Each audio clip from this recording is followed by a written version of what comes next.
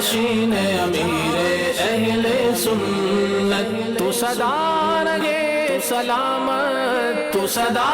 رہے سلامت، تجھ پر ہو رب کی رحمت۔ الحمدللہ رب العالمین، والصلاة والسلام على سید الانبیاء والمرسلین، اما بعد فاعوذ باللہ من الشیطان الرجیم، بسم اللہ الرحمن الرحیم۔ الصلاة والسلام علیک یا رسول اللہ، وعلى آلک واصحابک یا حبیب اللہ،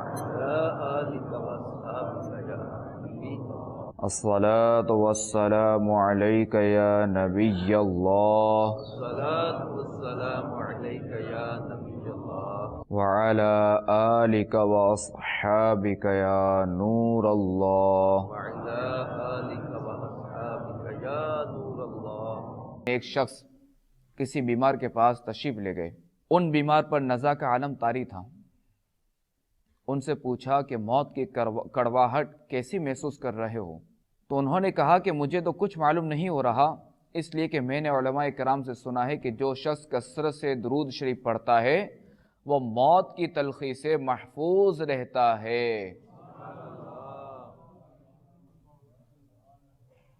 محقق علی الاطلاق خاتم المحدثین حضرت علامہ شیخ عبدالحق محدث دہلوی علیہ رحمۃ اللہ القوی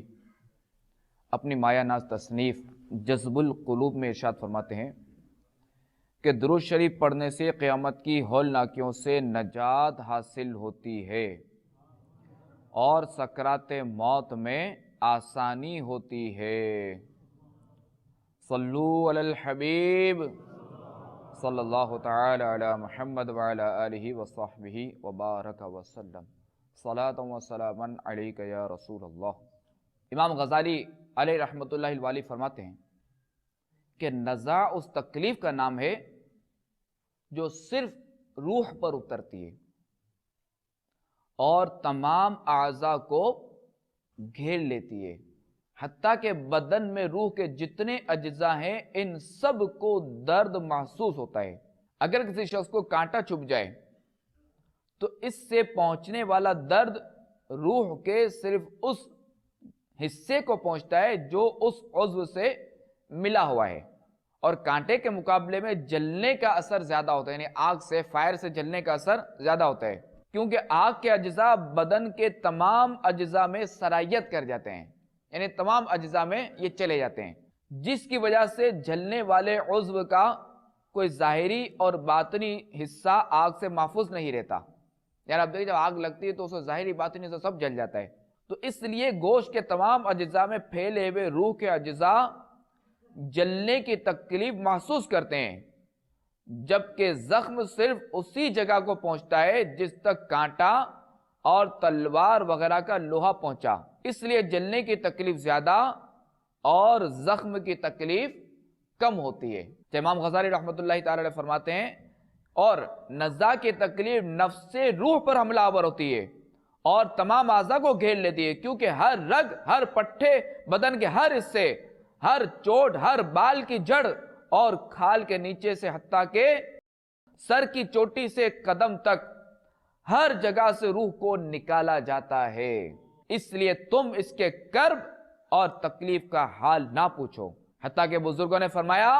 موت تلوار کی مار، آرے کے چیرنے اور کینچی کی کاٹ سے زیادہ سخت ہے، کیونکہ بدن کو تلوار سے کاٹا جائے تو صرف اس لیے تکلیف ہوتی ہے کہ بدن کا روح سے تعلق ہے، تو جب صرف روح ہی کو صدمہ پہنچے تو کس قدر تکلیف ہوگی۔ نیز جب کسی شخص کو مارا جاتا ہے تو وہ مدد بھی مانگ سکتا ہے اور چیخ بھی سکتا ہے، کیونکہ اس کے دل اور زبان میں طاقت موجود ہوتی ہے، لیکن مرنے والے کی آواز اور چیخ و پکار سخت تکلیف کی وجہ سے ختم ہو جاتی ہے، کیونکہ روح نکلنے کی بے انتہا تکلیف ہوتی ہے اور یہ دل پر سوار ہو کر پوری قوت کو ختم کر دیتی ہے، اور مرنے والے کے اعضاء کمزور پڑ جاتے اور اس میں مدد مانگنے کی طاقت نہیں رہتی، اور یہ تکلیف عقل کو بھی ڈھانپ لیتی ہے۔ اوسان خطا کر دیتی ہے اور زبان کو بولنے سے روک دیتی ہے، اور موت کے وقت انسان چاہتا ہے کہ روئے، چلائے اور مدد مانگے، لیکن وہ ایسا نہیں کر سکتا۔ ہاں، اگر کچھ قوت باقی رہتی ہے تو وہ روح نکلنے کے وقت اس کے حلق اور سینے سے غرغرے کی آواز سنائی دیتی ہے، اس کا رنگ بدل کر مٹیالہ ہو جاتا ہے، گویا اس سے وہی مٹی ظاہر ہوتی ہے جس سے وہ بنا تھا اور جو اس کی اصل فطرت ہے۔ اس کی رگیں کھینچ لی جاتی ہیں، حتیٰ کہ آنکھوں کے ڈھیلے پلکوں کی طرف آ جاتے ہیں، اٹھ جاتے ہیں، ہونٹ سکڑ جاتے ہیں، زبان اپنی جڑ کی طرف کھینچ جاتی ہے اور انگلیاں سبز اور ٹھنڈی پڑ جاتی ہیں۔ تو ایسے بدن کا حال نہ پوچھو کہ جس کی ہر رگ کھینچ لی گئی ہو۔ ذرا غور کرو کہ ایک رگ کھینچی جانے سے سخت تکلیف ہوتی ہے، تو اس وقت کیا حال ہوگا جب درد میں مبتلا روح کو بھی کھینچ لیا جائے، اور کسی ایک رگ سے نہیں بلکہ تمام رگوں سے اسے کھینچا جاتا ہے۔ پھر ایک ایک کر کے ہر عضو میں موت واقع ہوگی۔ پہلے اس کے قدم ٹھنڈے پڑتے ہیں، پھر پنڈلیاں، اور پھر رانیں ٹھنڈی پڑ جاتی ہے، اور ہر عضو میں نئی سختی اور شدت پیدا ہوتی ہے، حتیٰ کہ گلے تک نوبت پہنچتی ہے، اور اس وقت اس کی نظر دنیا اور دنیا والوں سے پھر جاتی ہے، اس پر توبہ کا دروازہ بند ہو جاتا ہے، اور اسے حسرت اور ندامت گھیر لیتی ہے۔ اور مبلغ اسلام شیخ شعیب رحمت اللہ تعالی علیہ کہتے ہیں، موت کی تکلیف وہی جانتا ہے جو اس کا شکار ہوتا اور اس کی تکالیف سے دوچار ہوتا ہے۔ موت کی تکلیف تلوار کے وار سے زیادہ دشوار ہے، اس کا درد کینچیوں سے کاٹے جانے اور آروں سے چیرے جانے سے بھی زیادہ سخت ہے، اس لیے کہ تلوار سے کٹ جانے کی تکلیف بدن میں صرف اس وقت تک رہتی ہے جب تک اس میں قوت یعنی حیات باقی رہتی ہے۔ اسی وجہ سے زخمی چلاتا اور فریاد کرتا ہے، جبکہ موت کا معاملہ تو اس کا الٹ ہے، کیونکہ مردے کے دل پر طاری ہونے والے کرب و اضطراب کی شدت اس کی آواز ختم کر دیتی اور قوت کو کمزور کر دیتی ہے۔ موت جسم کے ہر عضو کو اس طرح بیکار اور بے زور کر دیتی ہے کہ اس سے قوت فریاد بھی چھین لیتی ہے۔ موت عقل کو مدہوش اور زبان کو خاموش کر دیتی ہے، اور ساتھ ہی دیگر اعضاء کی طاقت کا بھی خاتمہ کر دیتی ہے۔ مردہ چیخو پکار کر کے راحت چاہتا ہے، سکون حاصل کرنا چاہتا ہے، لیکن کیا کرے کہ اسے قدرت نہیں۔ اگرچہ نزع روح کے وقت سننے کی قوت باقی رہتی ہے، روح نکلتے وقت سینے اور گلے سے گائے بیل کی مثل آوازیں نکلتی ہے، چہرے کا رنگ سیاہی مائل خاکی رنگ میں بدل جاتا ہے، آنکھوں کے سیاہ ڈھیلے پپوٹوں کی طرف بلند ہو جاتے ہیں، انگلیاں زرد پڑ جاتی ہیں، ہر عضو جدا جدا موت کا شکار ہوتا ہے۔ سب سے پہلے پاؤں، پھر پنڈلیاں، پھر رانیں موت کی زد میں آ جاتی ہیں۔ یوں ہر عضو بار بار شدت، سختی اور کرب و اضطراب سے دوچار ہوتا ہے۔ بالآخر جب روح گلے تک پہنچتی ہے تو دنیا اور اہل دنیا نظروں سے اوجھل ہو جاتے ہیں اور حسرت و ندامت اسے گھیر لیتے ہیں۔ میٹھے میٹھے اسلامی بھائیوں اور مدنی چینل کے ناظرین، موت کے بعد ہر شخص اپنی کرنی کا پھل پائے گا۔ اگر دنیا میں اچھے اعمال کیے ہوں گے تو اس کی جزا پائے گا، اور اگر خدا نہ خواستہ نفس و شیطان کے بہکاوے میں آ کر زندگی گناہوں میں بسر کی تو جہنم کی سزا کا مستحق ٹھہرے گا، جیسا کہ پارہ 30 سورۃ الزلزال کی آیت نمبر 7 اور 8 میں ارشاد ہوتا ہے، فَمَن يَعْمَلْ مِثْقَالَ ذَرَّةٍ خَيْرًا يَرَهُ وَمَن يَعْمَلْ مِثْقَالَ ذَرَّةٍ شَرًّا يَرَهُ۔ ترجمہ کنز ایمان، تو جو ایک ذرہ بھر بھلائی کرے اسے دیکھے گا، اور جو ایک ذرہ بھر برائی کرے اسے دیکھے گا۔ تو یقیناً عقل مند وہی ہے جس کے دل و دماغ کے گناہوں کی تباہ کاریاں راسخ ہو، اور وہ خود کو نہ صرف ان سے بچائے بلکہ نیکیاں کر کے اللہ تعالیٰ کی رضا حاصل کرے۔ مگر افسوس صد افسوس، دین سے دوری اور اسلامی معلومات کی کمی کا نتیجہ ہمارے سامنے کہ چہار جانب گناہوں کا بازار گرم ہے، جس طرف نظر اٹھائیے بے عملی اور بے راہ روی کا دور دورہ ہے۔ حالانکہ احکام خدا بندی عز و جل سے منہ موڑنے کا نتیجہ سوائے تباہ و بربادی کے اور کچھ نہیں ہے۔ تو میرے میٹھے میٹھے اسلام بھائیوں اور مدنی چینل کے ناظرین، نیکی یا گناہ کے دونوں راستے ہمارے سامنے ہیں۔ اب فیصلہ ہم نے خود ہی کرنا ہے کہ ہم کیا کرنا چاہتے ہیں، کہ فرما برداری کے راستے پر چلتے ہوئے رحمان عز و جل کی خوشی مطلوب ہے، خوشی حاصل کرنی ہے، یا گناہوں کے دلدل میں ڈوب کر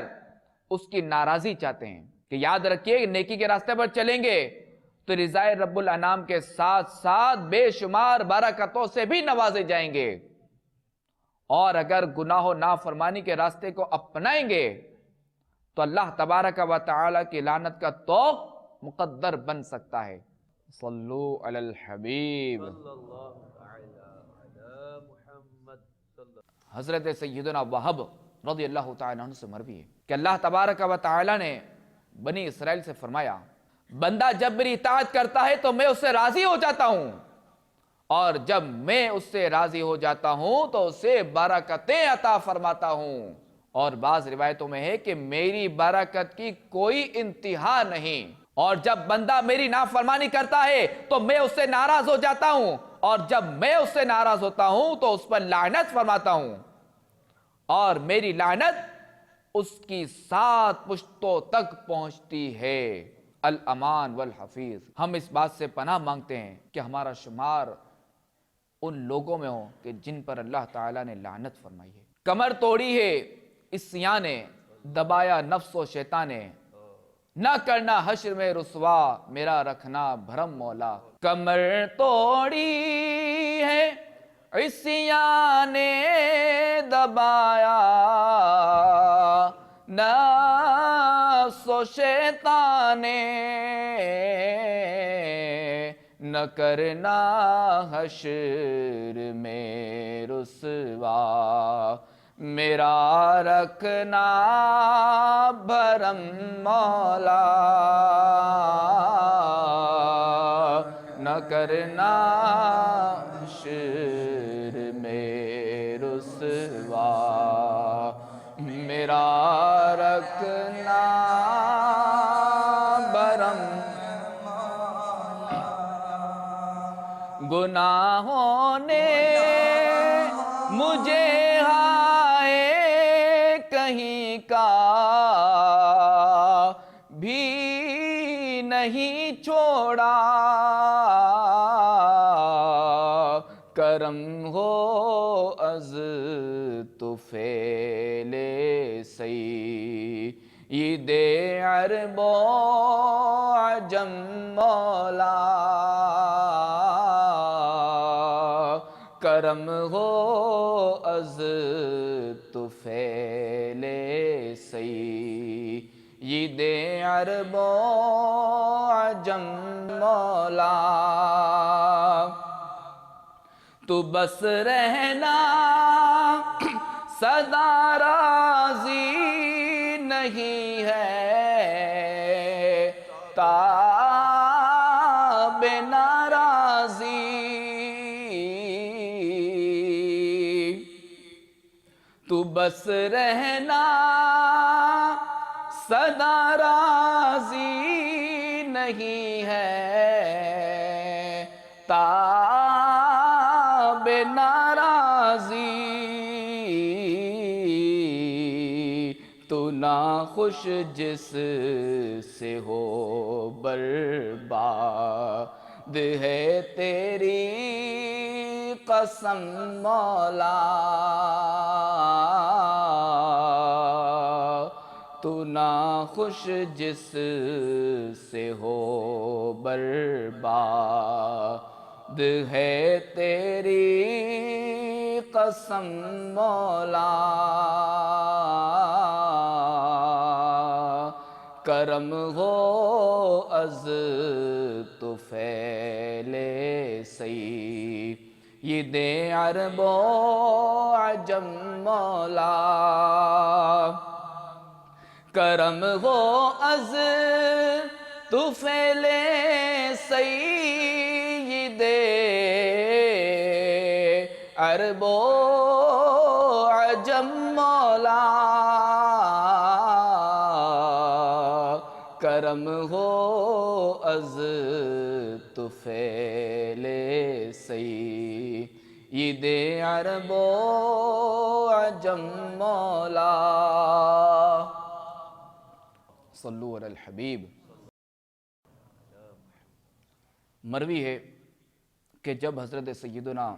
حذیفہ رضی اللہ تعالیٰ عنہ سے عرض کی گئی کیا بنی اسرائیل نے اپنا دین چھوڑ دیا تھا کہ جس کی وجہ سے انہیں مختلف قسم کے دردناک عذابوں میں مبتلا کیا گیا،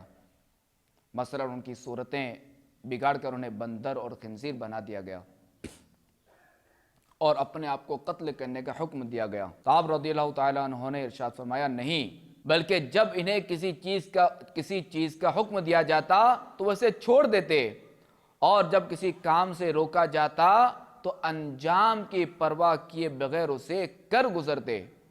یہاں تک کہ وہ اپنے دین سے اس طرح نکل گئے جیسے آدمی اپنی قمیص سے نکل جاتا ہے۔ تو میرے میٹھے میٹھے اسلامی بھائیوں اور مدنی چینل کے ناظرین، معلوم ہوا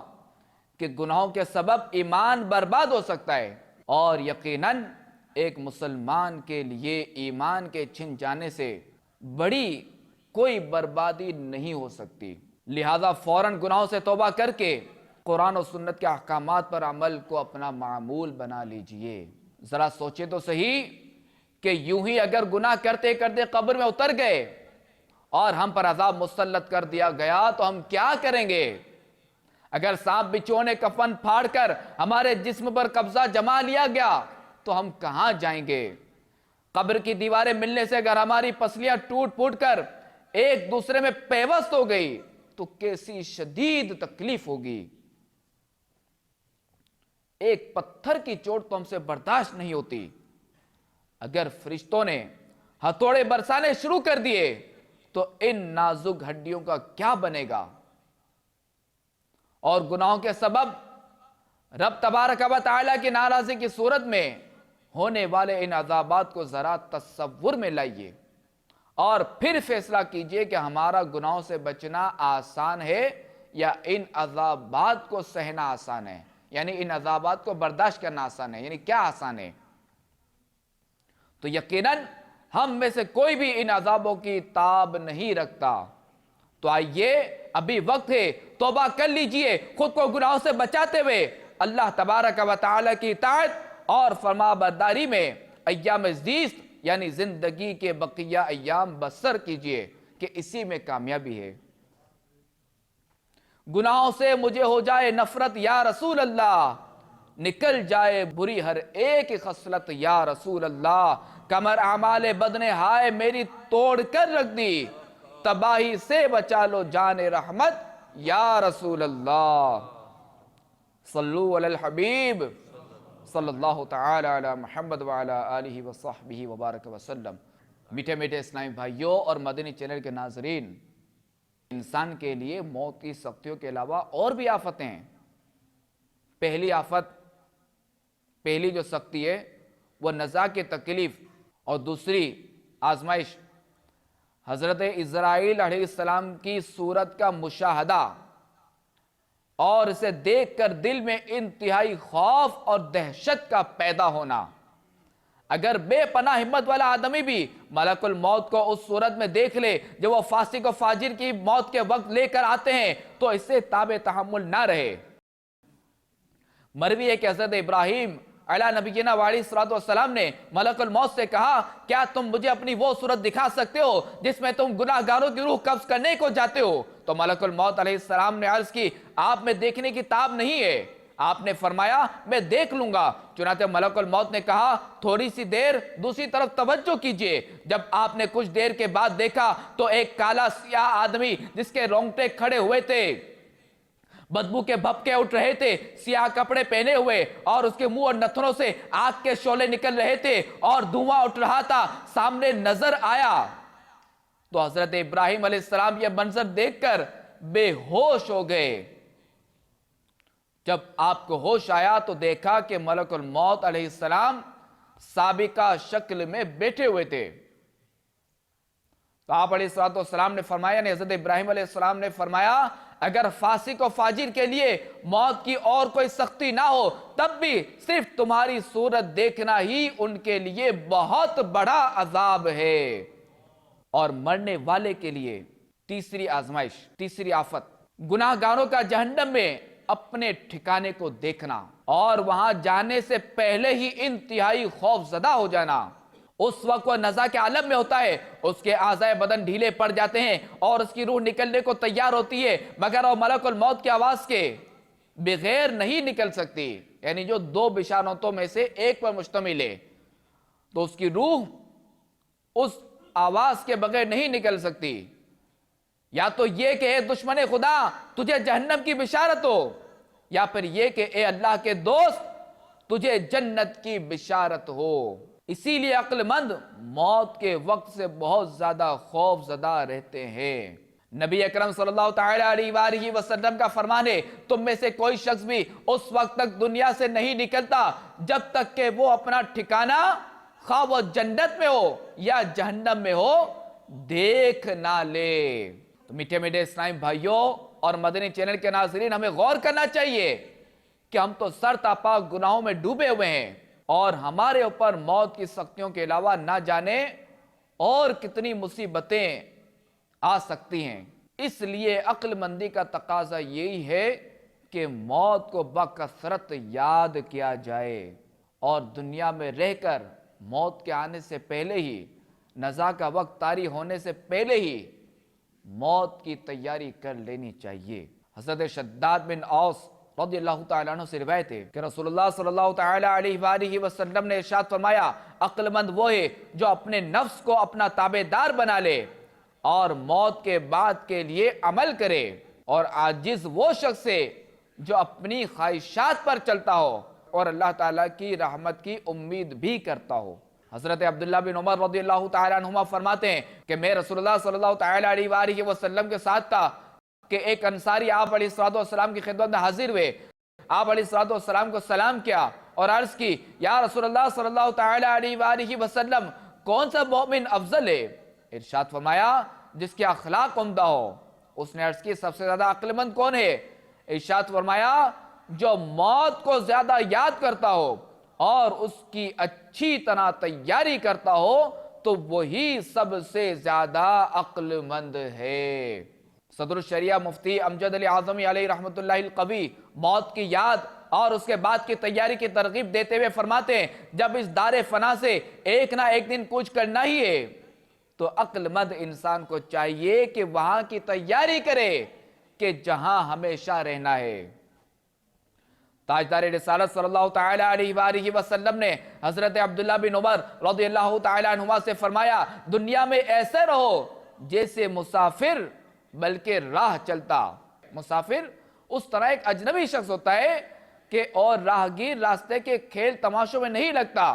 کہ منزل مقصود تک پہنچنے میں ناکامی ہوگی۔ تو اسی طرح مسلمان کو چاہیے کہ دنیا اور اس کی رنگینیوں میں نہ پھنسے اور نہ ایسے تعلقات پیدا کرے کہ مقصود اصلی حاصل کرنے میں آڑے آئیں، اور موت کو کثرت سے یاد کرے کہ دنیا اور اس کی لذتوں میں مشغول ہونے سے روکے گی۔ کہ حدیث پاک میں ہے کہ لذتوں کو توڑ دینے والی موت کو کثرت سے یاد کرو، مگر کسی مصیبت پر موت کی آرزو نہ کرے، کسی پریشانی پر موت کی آرزو نہ کرے، بیماری پر موت کی آرزو نہ کرے، کہ حدیث پاک میں اس کی ممانعت آئی ہے۔ اور ناچار کرنے ہی پڑے تو یوں کہے، یا اللہ عز و جل مجھے زندہ رکھ جب تک میری زندگی میرے لیے بہتر ہو، اور موت دے جب میرے لیے بہتر ہو۔ یوں ہی مسلمان کو چاہیے کہ اللہ تعالیٰ سے نیک گمان رکھے اور اس کی رحمت کا امیدوار رہے۔ کہ نبی اکرم صلی اللہ تعالیٰ علیہ وآلہ وسلم ایک نوجوان کے پاس اس حال میں تشریف لے گئے کہ وہ مرنے کے قریب تھا۔ ارشاد فرمایا، تو اپنے آپ کو کس حال میں پاتا ہے؟ عرض کی یا رسول اللہ صلی اللہ تعالی علیہ وآلہ وسلم، اللہ تعالیٰ سے امید ہے اور اپنے گناہوں سے ڈر۔ ارشاد فرمایا یہ دونوں خوف اور امید اس موقع پر جس بندے کے دل میں ہوں گے، اللہ تعالیٰ وہ اسے دے گا جس کی امید رکھتا ہو، اور اس سے امن میں رکھے گا جس سے خوف کرتا ہے۔ تو یاد رکھیں، روح قبض ہونے کا وقت بہت ہی سخت وقت ہے کہ اسی پر سارے اعمال کا دار و مدار ہے، بلکہ ایمان کے اخروی نتائج اسی پر مرتب ہوں گے کہ اعتبار خاتمے کا ہی ہے۔ اور شیطان لعین ایمان لینے کی فکر میں ہے، جس کو اللہ تعالیٰ اس کے مکر و فریب سے بچائے اور ایمان پر خاتمہ نصیب فرمائے، وہی مراد کو پہنچا۔ تو میرے میٹھے میٹھے اسلامی بھائیوں اور مدنی چینل کے ناظرین، یاد رہے کہ مدنی ماحول اپنانے والا شخص نہ صرف خود فائدے میں رہتا ہے، بلکہ وہ اپنی ذات سے دوسروں کو بھی نفع بخشتا ہے۔ اسے آپ اس مثال سے سمجھیں کہ شہد کی مکھی دیگر عام مکھیوں کی طرح گندگی اور غلاظت والے ماحول سے تعلق رکھنے کے بجائے اچھا ماحول اپناتی ہے۔ وہ چمنستان میں یعنی باغات میں پھلوں اور پھولوں کی صحبت اختیار کرتی ہے، تو اس کے نتیجے میں شہد پیدا ہوتا ہے کہ جس کے بے شمار فوائد ہیں، بے شمار منافع ہیں۔ اللہ تبارک و تعالی سورۃ النحل میں ارشاد فرماتا ہے یخرج من بطونها شراب مختلف الوانه فیہ شفاء للناس۔ ترجمہ کنز الایمان، اس کے پیٹ سے ایک پینے کی چیز رنگ برنگ نکلتی ہے جس میں لوگوں کی تندرستی ہے۔ تو ظاہر ہے یہ اچھے ماحول ہی کی برکتیں ہیں۔ تو معلوم ہوا کہ اچھے ماحول سے وابستہ رہنے والے افراد جہاں خود قابل تعریف ہوتے ہیں، وہاں دوسروں کے لیے بھی نفع کا باعث بنتے ہیں۔ اور جو مسلمان اپنے دوسرے اسلامی بھائیوں کے لیے جس قدر نفع بخش ہوگا، اسی قدر اس کے مراتب و درجات بلند ہوتے جائیں گے۔ چنانچہ حدیث پاک میں ہے خیر الناس انفعهم للناس، یعنی لوگوں میں سب سے بہتر وہ ہے جو انہیں سب سے زیادہ نفع پہنچانے والا ہو۔ تو میرے میٹھے میٹھے اسلامی بھائیوں اور مدنی چینل کے ناظرین، اچھے ماحول سے وابستگی انسان کے ظاہر و باطن کی اصلاح کا باعث بنتی ہے، کیونکہ اچھا ماحول اچھی صحبت فراہم کرتا ہے، اور یہ تو ہر ایک جانتا ہے کہ اچھی صحبت انسان پر اثر انداز ہو کر اسے بھی اچھا بنا دیتی ہے۔ جیسا کہ علامہ جلال الدین رومی رحمۃ اللہ تعالی علیہ فرماتے ہیں صحبت صالح ترا صالح کند، صحبت طالح ترا طالح کند، یعنی اچھے کی صحبت تجھے اچھا بنا دے گی اور برے کی صحبت تجھے برا بنا دے گی۔ تو میٹھے اسلامی بھائیو، آئیے آپ اگر نزا کے وقت آسانیاں چاہتے ہیں، زندگی کامیاب بنانا چاہتے ہیں، اخروی نعمتیں حاصل کرنا چاہتے ہیں، جنت میں جانا چاہتے ہیں، ایمان پر استقامت چاہتے ہیں، تو آپ دعوت اسلامی کے مدنی ماحول سے عملاً وابستہ ہو جائیں۔ اور دعوت اسلامی کے مدنی ماحول سے عملاً وابستگی اسی وقت مانی جائے گی کہ جب آپ کے ذمے کوئی نہ کوئی مدنی کام کی ذمہ داری ہو۔ اب جیسا کہ آپ نے سنا کہ لوگوں میں سے بہتر وہ ہے جو انہیں سب سے زیادہ نفع پہنچانے والا ہو، یعنی خیر الناس انفعهم للناس، لوگوں میں سے سب سے بہتر وہ ہے جو انہیں سب سے زیادہ نفع پہنچانے والا ہو۔ تو اگر آپ کے پاس دعوت اسلامی کے کسی بھی مدنی کام کی ذمہ داری ہوگی تو انشاءاللہ عز و جل آپ جو ہے وہ آپ کو ایک طریقہ ملے گا کہ نیکی کی دعوت کس طرح عام کرنی ہے، اپنے مسلمان بھائیوں کو کس طرح فائدہ پہنچانا ہے۔ تو خیر دعوت اسلامی کے جو 12 مدنی کام ہیں، تو آپ جو ہے وہ ان میں سے کسی بھی ایک مدنی کام کی ذمہ داری لے لیں اور اپنی زندگی قرآن و سنت کے مطابق گزاریں۔ اور یہ دعوت اسلامی کا جو مدنی ماحول ہے، یہ آپ کو نیکی کی دعوت دینے کا طریقہ سکھاتا ہے۔ مسلمانوں کے حالات آپ کے سامنے ہے کہ مسلمان اس وقت دین سے کتنا دور ہے۔ آج مسلمانوں کی تعداد کے حوالے سے دیکھا جائے، دنیا میں جتنی تعداد ہے اس حوالے سے اگر ہم دیکھیں تو مسجدیں، اگر سارے مسلمان اگر نمازیں پڑھتے ہوں بعد جماعت، تو یہ مسجدیں کم پڑ جائیں۔ تو تو میٹھے میٹھے اسلامی بھائیو، آئیے دعوت اسلامی کا جو یہ مقدری مقصد ہے کہ مجھے اپنی اور ساری دنیا کے لوگوں کی اصلاح کی کوشش کرنی ہے، تو آپ بھی آئیے اور اس مقدری مقصد کا حصہ بنیے اور دعوت اسلامی کا پیغام عام کرنے میں آپ اپنا حصہ بھی شامل کیجئے۔ اللہ تبارک و تعالی ہم سب کا ایمان سلامت رکھے، ہمارا خاتمہ بالخیر فرمائے اور ہمیں خوب سے خوب سنتیں عام کرنے والا بنائے۔ آمین بجاہ النبی الامین صلی اللہ تعالی علیہ وآلہ وسلم۔ صلو علی الحبیب صلی اللہ تعالی علی محمد وعلی آلہ وصحبہ وبارک وسلم۔ جانشین امیر اہل سنت، تو سدا رہے سلامت، تو سدا رہے سلامت، تجھ پر ہو